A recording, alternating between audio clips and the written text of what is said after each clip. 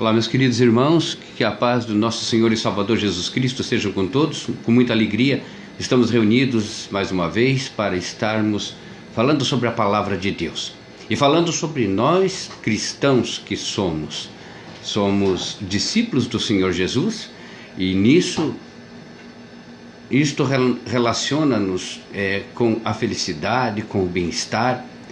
Para que então ser cristão? Para que então ser um seguidor do Senhor Jesus, se não é então para darmos testemunhos do agir de Deus em nossas vidas? Sejam todos bem-vindos, meus queridos, meus amados. Nós estamos nos reunindo regularmente, uma vez por semana, a partir de agora, e também amanhã estarei fazendo uma live pela capelania. Todos sabem que eu sou diretor da capelania Europa no Brasil, e estarei então agora também formando workshops e lives para que vocês também possam apreciar o trabalho da capelania e dos capelães. Mas hoje em especial nós vamos estar falando sobre a palavra do Senhor, a palavra de Deus. Vamos estar orando juntos e vamos estar nos apresentando ao Senhor neste tempo em que as coisas são tão trabalhosas, em que o mundo está tão carente, na verdade, de conhecer os verdadeiros filhos de Deus, aqueles que já tomaram posse, aqueles que já são, por consequente, testemunhos do amor e da bondade de Deus.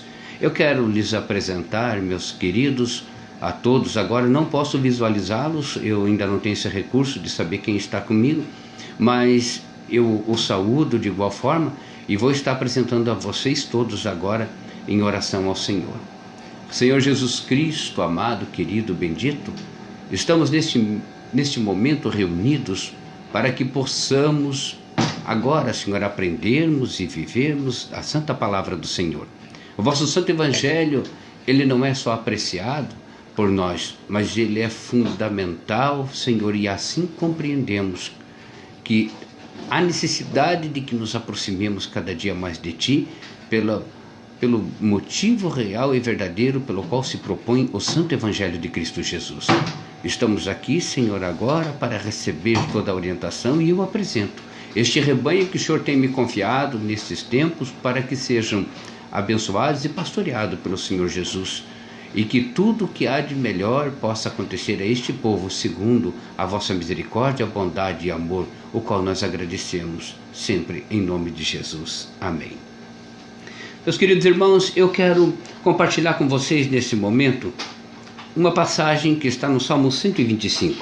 A palavra de Deus diz no Salmo 125, fala sobre a segurança daquele que confia em Deus, é um cântico de degraus, e diz assim: os que confiam no Senhor serão como o monte de Sião, que não se abala, mas permanece para sempre.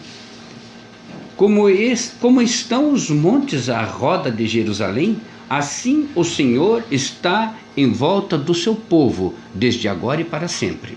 Eu vou repetir, olha que maravilhoso. Os que confiam no Senhor serão como o monte de Sião, que não se abala, mas permanece para sempre. Como estão os montes à roda de Jerusalém, assim o Senhor está em volta do seu povo, desde agora e para sempre. Amém. Obrigado, meu Deus, por esta palavra maravilhosa que dá agora o tom do início da nossa conversa. O povo de Deus, Senhor, agora há de ser saciado, buscando-te verdadeiramente de todo o coração. Que o Senhor abra agora o nosso entendimento, nos dê sabedoria que vem do alto, que o Teu Espírito Santo esteja nos conduzindo para que nós possamos fazer o melhor para a nossa vida, que nós possamos nos beneficiar de toda esta bondade já disposta, já entregue, já pela graça do Senhor Jesus que nos chega, e assim agradecemos. Amém.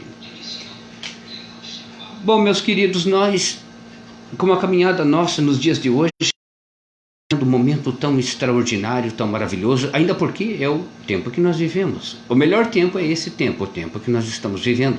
Estamos na graça do Senhor e agora temos o dom da vida, temos a bondade do Senhor expressa através, enfim, agora participantes da vida que provém do Senhor Jesus, que provém de Deus, do Deus Todo-Poderoso. Mas, irmãos, que alguns equívocos nós cometemos no decorrer do tempo.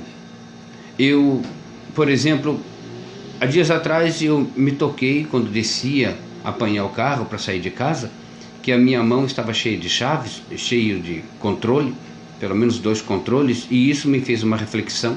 Até eu levei essa reflexão para a rádio, no programa de rádio. E eu comentava a respeito de que nós estamos hoje muito atarefados e estamos no controle de muitas coisas. Os controles de grande parte da nossa vida estão em nossas mãos. O controle da televisão, o controle do portão eletrônico, o controle da porta de casa, a chave de casa, as chaves do carro, as chaves, enfim. Muitas coisas nós temos em mãos e o controle, e até nos administramos bem dentro disso.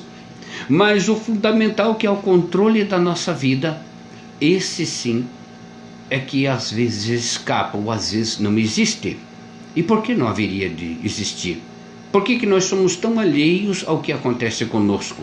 Ou por que nós admitimos tão facilmente a nossa derrota? Por que nós aceitamos tão pacificamente ou passivamente aceitamos tudo o que nos acontece de ruim como se fosse natural, como se isso fosse uma coisa programada, ou aceita, ou provável, enfim, por quê? Este é um cântico dos degraus.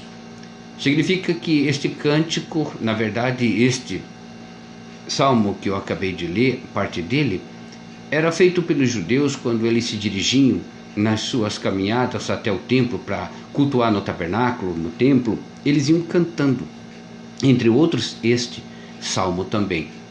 Enquanto caminhavam, eles cantavam nas festas anuais, que era tido pelo menos 3 vezes por ano, pelo menos por eles, que iam até Jerusalém.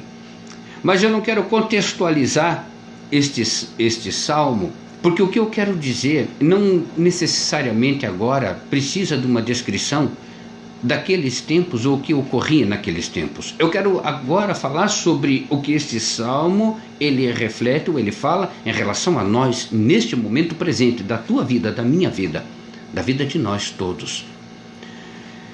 Este salmo é tido e é compreendido por muitos também como um salmo de confiança, de esperança, mas eu quero chamar a atenção, e toda essa interpretação linda que possa haver dele está correta.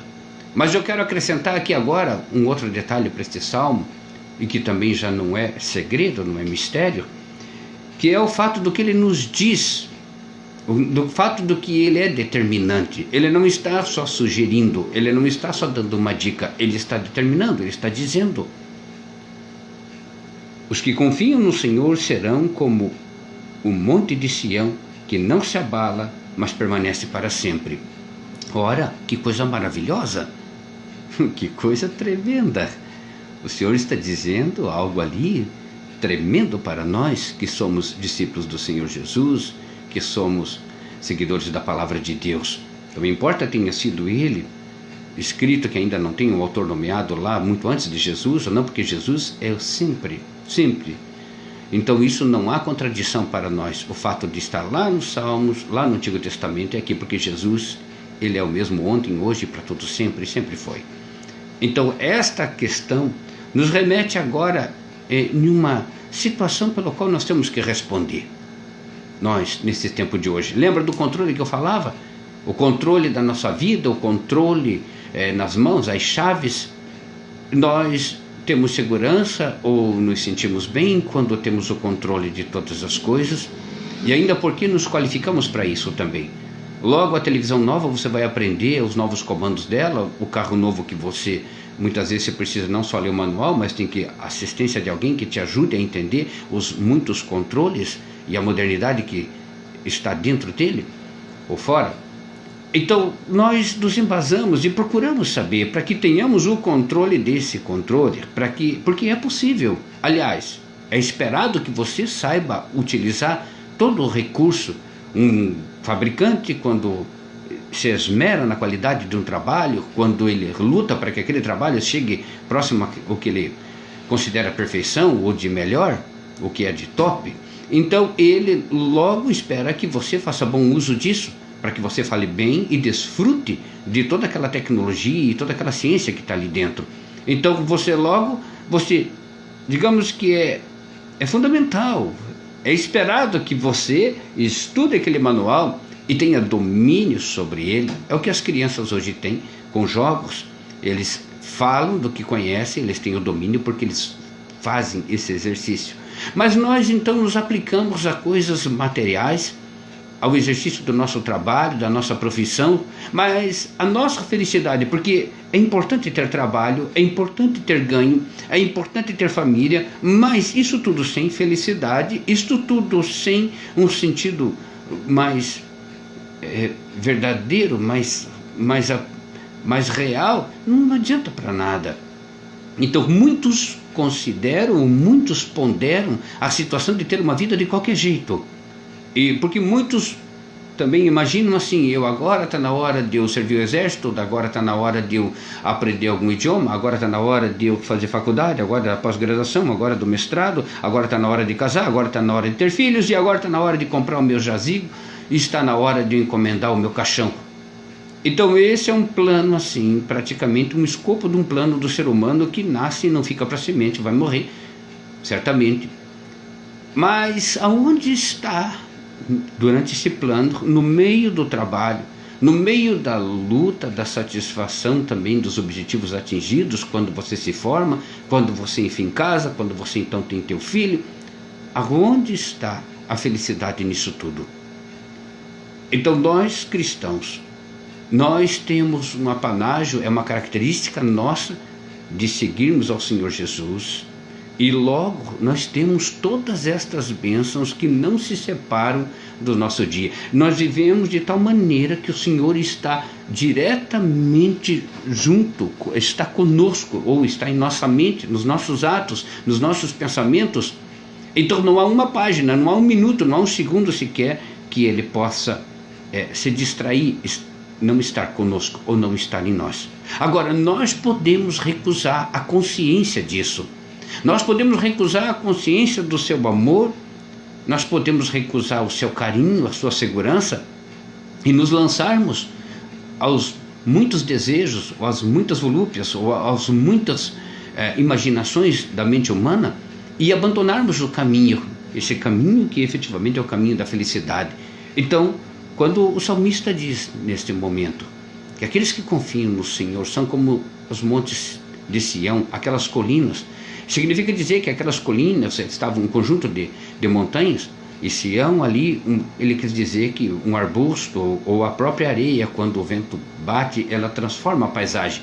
Mas aquele que está com o Senhor é como aquele monte, aquela colina, agora falando fisicamente, em termos de pujança, em termos de firmeza, ele não se transforma, não mexe a geografia dele, ou por mais que mexa, ele ainda continua sendo aquele monte. Ele pode perder um pouco a altitude, ele pode ter uma arranhadura, outra aqui numa pedra, outra que cai, mas ele permanece firme. Então assim é para ser o cristão. Assim é para ser o cristão na sua fé, na sua convicção, no seu andar, no seu caminhar. Assim é para sermos nós. Temos que ter esta condição, queridos irmãos, de vivermos o que propõe o livro que nós seguimos, ou os ensinamentos do Senhor Jesus. Porque senão seremos meras repetidores, seremos como que um passatempo, seremos como aquele que escolhe um time de futebol, um esporte para fazer. Estamos tratando da nossa alma, da nossa vida, estamos tratando junto de Deus a nossa essência. Veja os irmãos que lá no livro de Gênesis, no início, quando Adão então estava no Éden, o Senhor instituiu a ele então que cuidasse do paraíso, que cultivasse ali, estivesse cultivando, deu duas tarefas para ele mais explícitas no Antigo Testamento, lá no livro de Gênesis. Mais tarde então, quando Moisés agora vem com os mandamentos, ele apresenta os mandamentos e já é notório que se fala de amor. E Jesus então vindo mais tarde, Jesus agora sim evidencia os dois maiores mandamentos, os mais importantes, pelo que os demais todos estão neles. Amar a Deus sobre todas as coisas e amar ao próximo como a si mesmo. Mas logo, se você amar Deus sobre todas as coisas, você vai amar o teu irmão, vai amar o próximo como a ti mesmo, e você também não vai matar, também não vai adulterar, também você não vai roubar, também você não vai ter inveja, também, enfim, você vai cumprir todos os mandamentos. Então, mesmo naquele tempo de Moisés, os mandamentos do Senhor, já eram e são mandamentos de amor, porque Ele nos olha com amor e quer que nós vivamos com amor. Então, estes mandamentos, esse mandamento do amor, que é a nossa tarefa, às vezes as pessoas perguntam, qual é a tarefa minha, qual é a minha missão na minha vida? A tua missão é ser feliz. A tua missão, antes de mais nada, é se reconhecer e aceitar a tua situação de filho do Senhor. Assim como Jesus nos ensinou, você poder chamar Deus de Pai, assim você considerar Jesus, você considerar o Espírito Santo, você considerar a nova morada que você vai habitar, os irmãos que somos. Então há uma consideração dentro da verdade que o Senhor nos revela através da palavra, que é onde nos posiciona como cristãos. Então, quando você vê neste tempo as pessoas agindo de uma maneira desmedida, de uma maneira descabida, algumas coisas vêm à cabeça.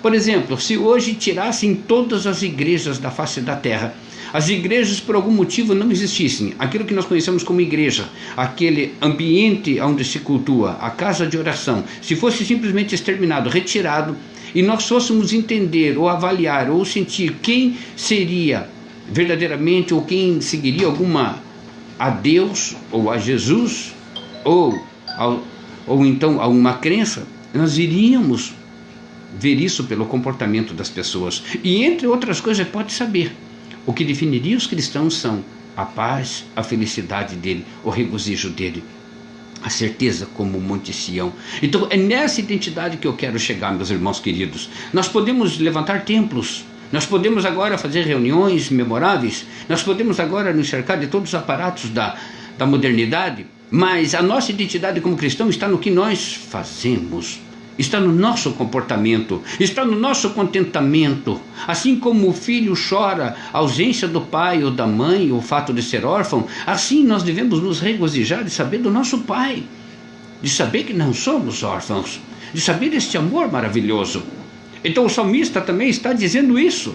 Ele está falando que nada nos abalará. Somos como firmes como o monte de Sião, que não se abala, porque o Senhor está em nosso redor. Quer dizer, nós temos essa certeza. Quando ele diz aqueles que esperam no Senhor, não é que esperam e cruzam os braços. Aqueles que esperam no sentido de confiam.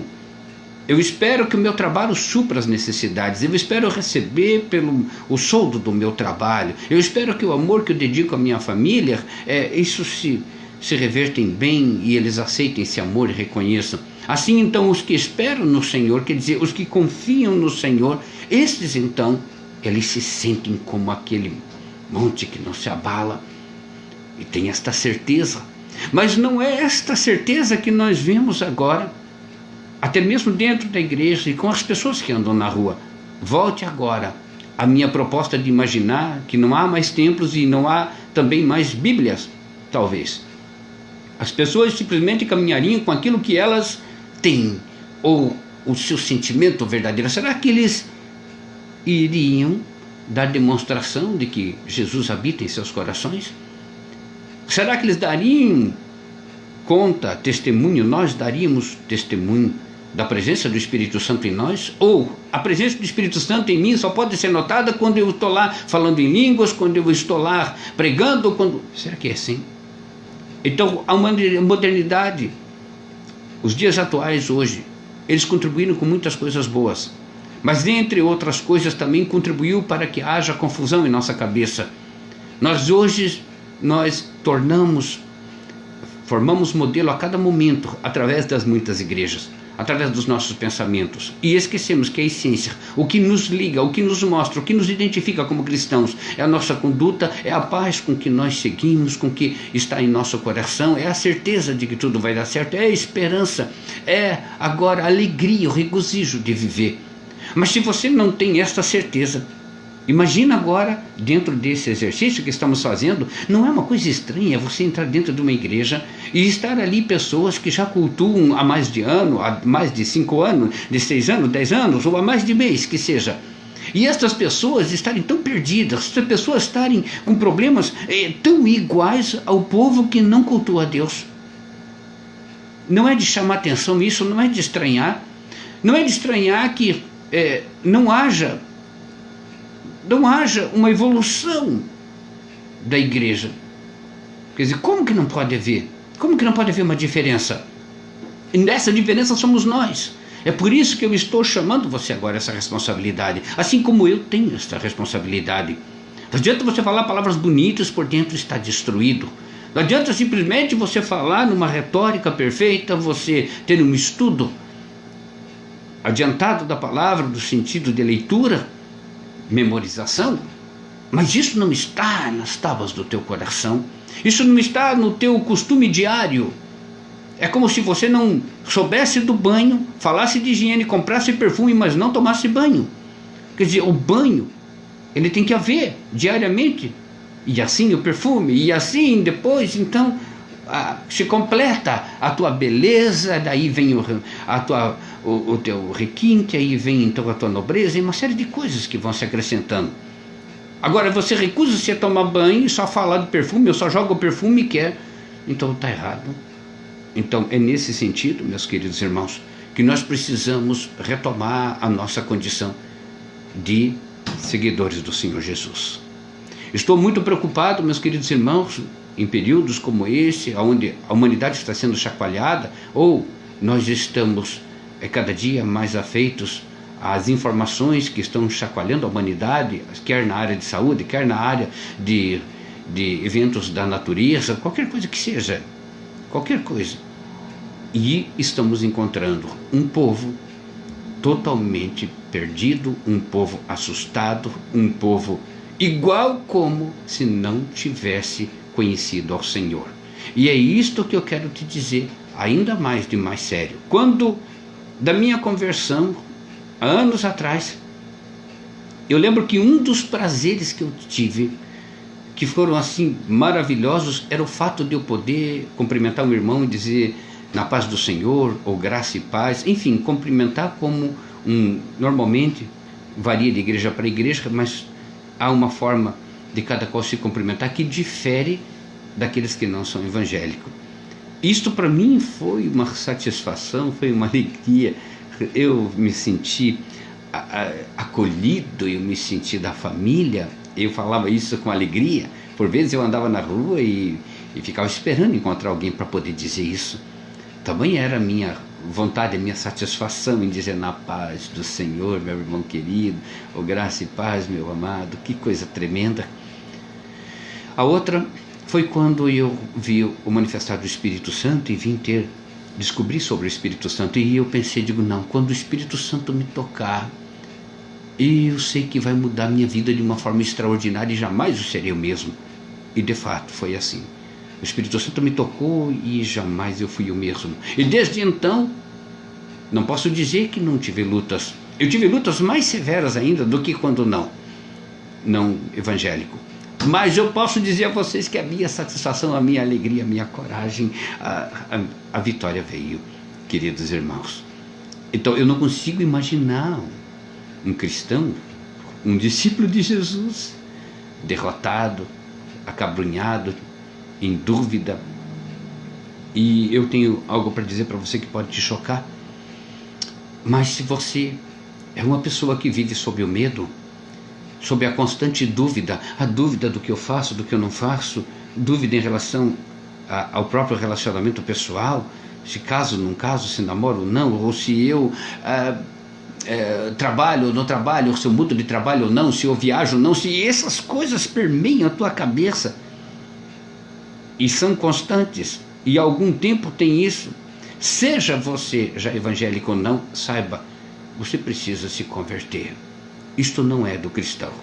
Nós não podemos admitir em conhecer o Senhor Jesus, em conhecer o Espírito Santo de Deus e termos as mesmas medos, as mesmas paranoias, as mesmas fraquezas que os outros têm.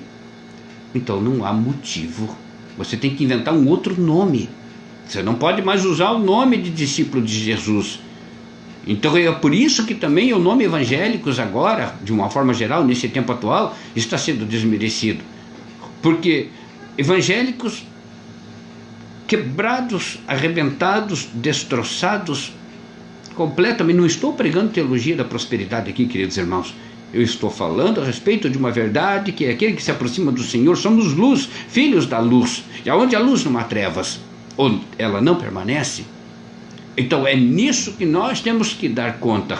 Porque por vezes você está indo há muitos anos já dentro de uma igreja, ou seguindo uma denominação, e você não encontrou a felicidade, você não encontrou a firmeza, você não encontrou essa certeza, a tua vida continua virada, ela não se transformou. Não há como você encontrar Jesus e não se transformar, entenda isso. Você é renovado, o teu coração é outro. Eu sei que eu estou dizendo algo difícil aqui, mas é um choque de realidade que você precisa ter, que você precisa saber. Você não pode se enganar a respeito de ser evangélico, você não pode se enganar a respeito de ser ou pertencer ao Senhor Jesus. Isso é a única coisa pela qual você não pode ter dúvida. Você é de Deus, você é filho de Deus. Agora, você viver como tal é que vai dar essa demonstração da tua inteireza, da tua maturidade, e que você assumiu isso, porque você pode ser um milionário e não assumir a tua fortuna. Você pode ser uma pessoa que tenha muitos bens e não possa desfrutar deles. Então, nós como cristãos, nós desfrutamos da graça do Senhor, nós desfrutamos do amor de Deus, da justiça do Senhor. E é por isso que muitos crentes às vezes escandalizam. Eu quero justiça, eu estou buscando isso, aquilo, mas como que um crente está buscando justiça, brigando, gritando, falando? Então quem é esse? Quem é esse Jesus que ele segue? Porque se ele viu Jesus, então mudou a vida dele. Meus irmãos, não acontece mais. Ora, um trauma de criança, um susto muda a vida de um ser humano. Por vezes um trauma lá de brincando no parquinho, a criança se traumatizou, ficou gago, nunca mais conseguiu voltar a falar normalmente. Outros não conseguiam mais dormir no escuro, se assustaram com um cadáver, com um morto, com um defunto, e daí adiante. Então imagine agora, você conhece Jesus e a tua vida não se transforma. Então o que vai te transformar, meu querido? O que vai transformar você verdadeiramente? Então nós temos que conhecer verdadeiramente, porque daí seremos aqui, como disse o salmista lá, como os montes de Sião que não se abalam, porque o Senhor está em meu redor, é meu Pai, Ele está comigo. Então eu quero que você me ajude a conter um pouco isso, querido irmão, a conter essa onda de coisas, de colocar todo mundo como evangélico. É bom que cheguem cada dia mais pessoas à igreja e venham se converter, mas é mistério que se convertam. Porque de repente você está falando o nome de Jesus, de repente você está lendo a mesma Bíblia que é a minha Bíblia, estamos fazendo o mesmo caminho até a igreja, mas você não conheceu Jesus ainda, você não foi impactado por Ele, você não conheceu o amor de Deus. Agora eu vejo também muitos crentes dizendo: eu caí, a carne é fraca, eu caí. Ora, presta bem atenção uma coisa, queridos irmãos, uma queda, sim, isso é possível, é um deslize. Nós não somos perfeitos e não somos, a palavra do Senhor diz que não há um justo sequer sobre a face da terra. Mas viver no erro, viver caindo, viver errando, viver machucando os outros e se machucando. E como é que você pode dizer que você conhece Jesus? É o mesmo Jesus que você conhece, o que eu conheço? É o mesmo. E por que Jesus para um tem um efeito e para o outro tem outro? Como é que nós ousamos falar da mesma pessoa com efeitos completamente diferentes? Algo tem errado nisso. Aquele que conhece o Senhor Jesus, ele teme perder o seu carinho, o seu amor, a sua presença. Ele zela, teme no sentido de que ele zela para estar com o Senhor. Essa amizade me é tão importante, ela me é tão rica, que eu não posso aventar a possibilidade de perdê-la. Então eu faço de tudo e um pouco mais para que ele se mantenha comigo, porque ele estando comigo eu sinto o amor dele, a bondade dele, a proteção que ele me traz. Agora logo, se eu amo ele, se eu aprecio as coisas que ele me faz, a graça que ele me proporciona, então eu me deleito nisso. E eu vou fazer de tudo para não ofendê-lo, para não magoá-lo. Mas quando a gente vive de qualquer maneira, não importando o que nós fazemos, se desagrada ou não ao Senhor, quando então nós temos coragem de trair o Senhor naquilo que já sabemos, quando nós temos a ousadia de colocar o Espírito Santo escondido, trancafiado num armário em algum lugar da nossa vida, algum departamento, para que não venhamos a ouvir, para anestesiar a nossa consciência. Quando nós somos capazes de recebermos bênçãos e nem agradecermos, quando nós somos capazes de comermos a comida que nos foi dada pelo Senhor e assim ainda não consagrarmos, não agradecermos a comida, quando nós não agradecemos pelo dia que nós temos, pelo dia que nós... Quando nós não somos gratos por nada, então eu não amo ao Senhor. A minha relação com o Senhor, ela é débil. É débil. Então eu vou ser mais ousado ainda. Eu vou dizer que esta pessoa que age de maneira apática e conforme o seu pensamento, ela não conheceu a Jesus. Então eu tenho a dizer duas coisas agora fundamentais dentro disso. A primeira é que se você tem uma vida, e esta vida é uma vida complicada, e você só aproveitou até agora, você só vivenciou, você só viveu até agora sofrimento, se a tua história, ela é quase toda, remete-se a momentos de aperto, de sofrimento, de tristeza, de desilusão, de descompasso. Se você nunca conheceu a felicidade, ou se você já teve sucesso na tua vida, seja o sucesso profissional ou sucesso financeiro, mas não encontrou ainda a felicidade. Se este elemento felicidade, esse elemento do contentamento você não encontrou ainda e você ainda não foi a uma igreja, então converta-se, venha, porque a tua felicidade vai se completar no conhecimento do Senhor. Agora, se você já está numa igreja, e a tua vida, você já conhece da palavra, você já está ali, mas a tua vida insiste em te pregar peça, e você vive no rolo, na mentira, no barraco, você vive sempre junto da confusão ou da tristeza. Querido, se converta. E eu vou dizer mais, isso serve para pastor, para diácono, isso se serve para missionário, isso serve para membro de igreja. Converta-se, querido. Converta-se, porque você não pode apresentar um Jesus desse jeito, um Jesus capenga, um Jesus parcial. Você não pode pintar esse retrato de Deus, meu querido. Então você está errado. Se as desgraças insistem em tua vida, meu amado, de um modo permanente, direto, é porque você não conheceu o Senhor Jesus ainda. Você precisa ter uma experiência com Ele. E por favor, não faça esse desserviço, não aceite um dia mais. Você está dentro de uma igreja, usando o nome do Senhor, falando do Senhor e não vivê-lo, porque você daí está jogando contra. Você está trazendo daí para o Senhor, está trazendo para a tua igreja, para os olhos dos irmãos, para os vizinhos teus, de que você é um crente e isso não mudou nada a tua vida, a não ser que você não bebe, a não ser que você não se prostitui, mas não mudou o quesito felicidade. Não mudou. A felicidade é estranha a você, tal qual ou tanto quanto é para uma pessoa que não conhece o Senhor Jesus. Então nós, cristãos, evangélicos, discípulos de Jesus nesse tempo, nós temos que restaurar, nós temos que colocar ordem em nossa vida e chamar as pessoas para a vitória que é a transformação do seu caráter, da sua vida, que por consequência vai refletir na sua vida cotidiana, na sua história. Todas as coisas contribuem para o bem daqueles que amam a Deus. Aonde então eu escondo? Eu tenho que retirar essa página da Bíblia aonde está alocado esse versículo, porque é mentira. Não, porque eu não vivo isso, então eu estou tornando a Bíblia mentirosa, ou eu quero convencer de que a Bíblia está equivocada? Então não há equívoco com o Senhor. Aqueles que seguem ao Senhor, aqueles que buscam conhecer o Senhor, não há equívoco. O caminho dele é único.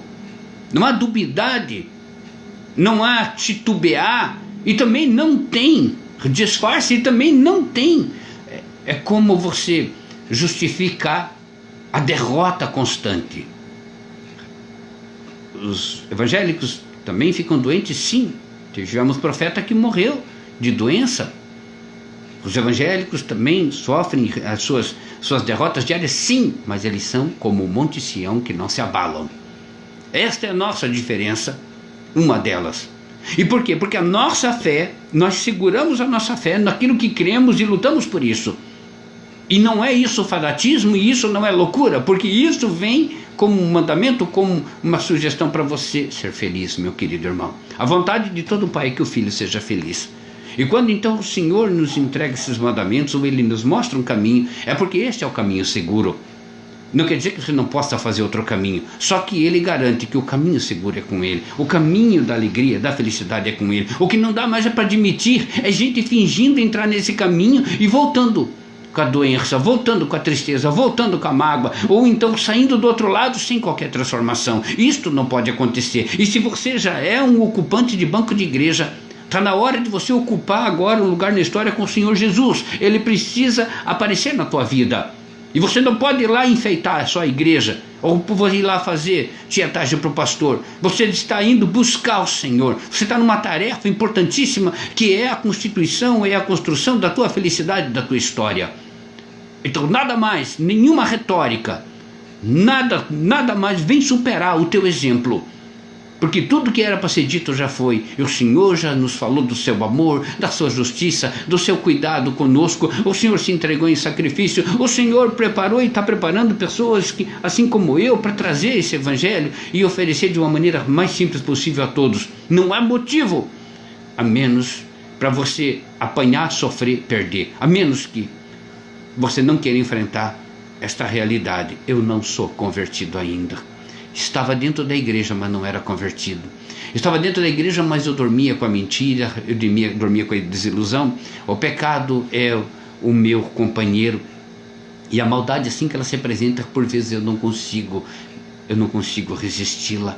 O pecado ainda está na minha vida. A dúvida está na minha vida. Você não é convertido ainda.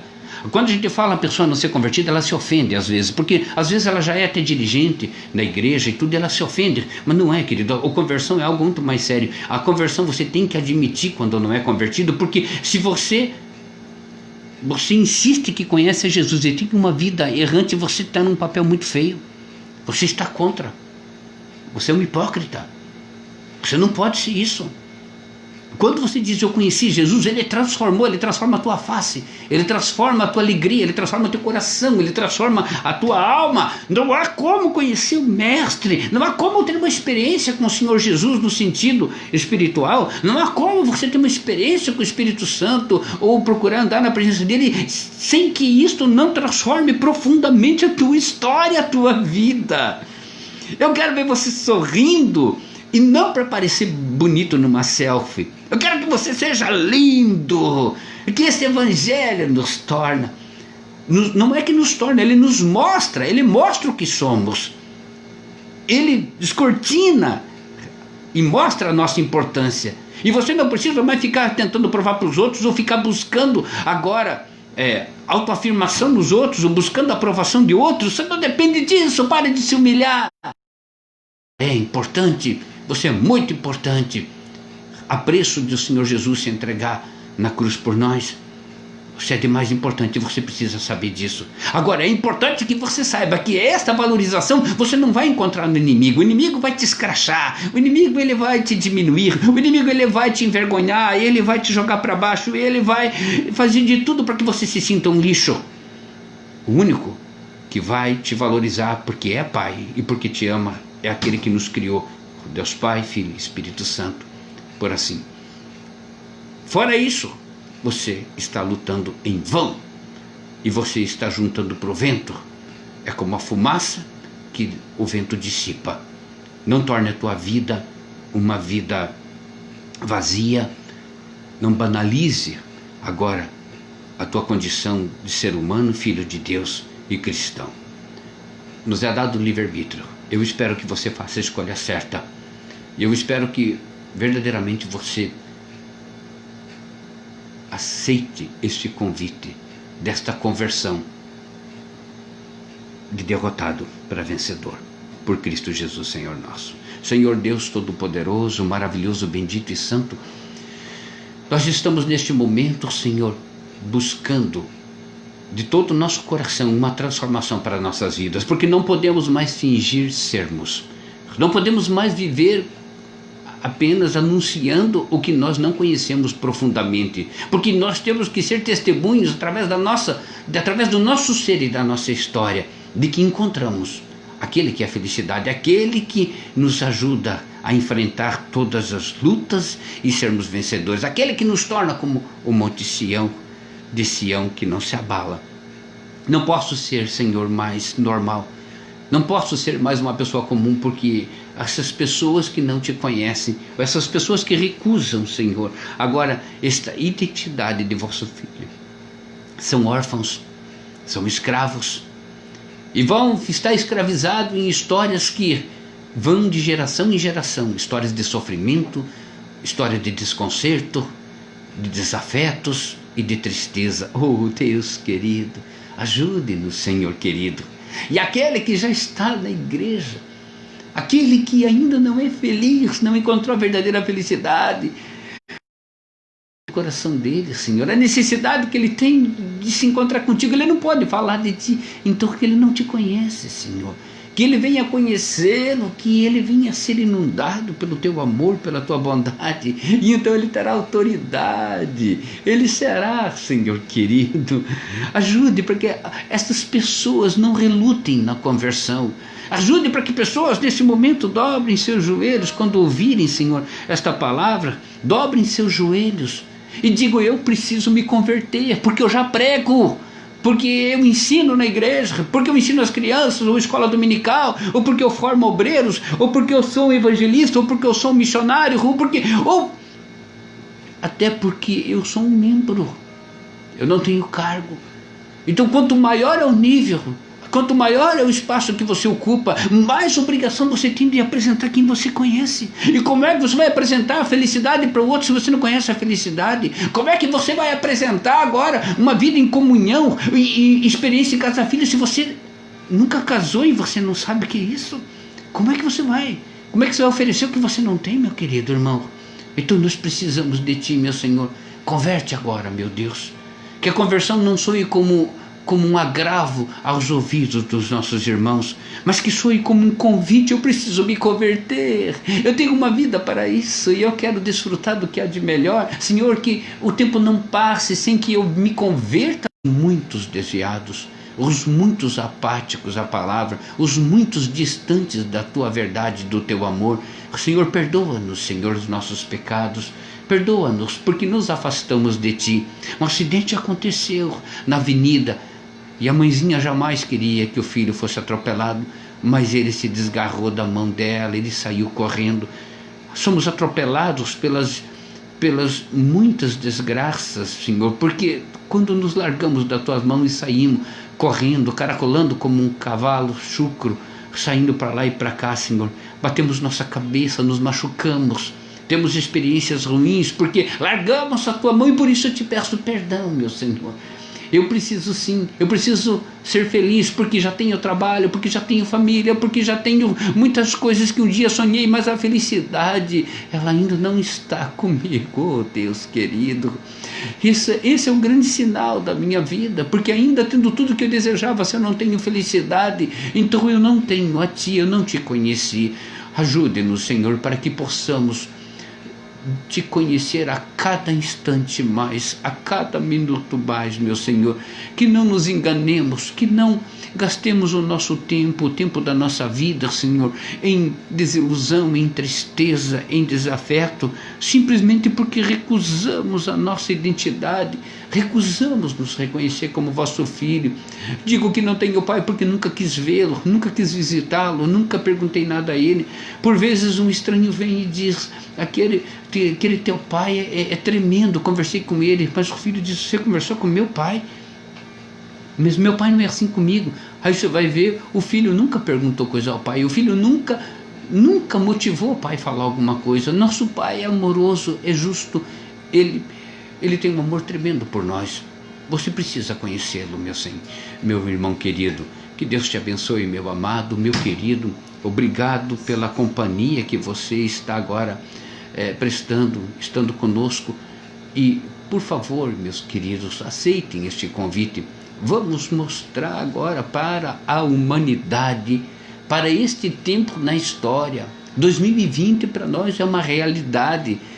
Junho de 2020 é uma realidade. Chegamos até aqui. Essa história está sendo agora lotada pelo registro nosso. Cada neném que nasce, cada óbito que tem, cada feito que acontece, há registros muitos e que registram estamos agora, é o nosso tempo de vida. Faça jus, preencha a tua história com a história mais história de verdade, de riqueza, de bênção. Isso é possível, isso está te aguardando e é para isso que eu te convido. Que Deus o abençoe, meu querido, e continuemos juntos, se assim você entender que esta é uma proposta justa, uma proposta de amor.